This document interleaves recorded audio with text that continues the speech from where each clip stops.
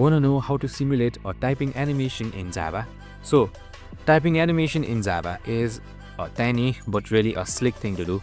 It's just by using a simple for loop over the strings to-char array. So as you can see in the fourth line right here, and system.out.print char for each letter. After each print, call thread sleep with a bracket of 100.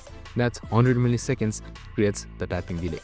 Wrap the sleep in a try or catch or declare throws. Interrupted exception on main. If you want faster typing, lower the number to 40 to 60. Slower, go to 150 to 200. Pro tip, simply print a trailing reverse slash R or a clear line for blinking cursor tricks, and always end with a system.out.println. So the next console output starts on a new line. And that's it. So the code can run it.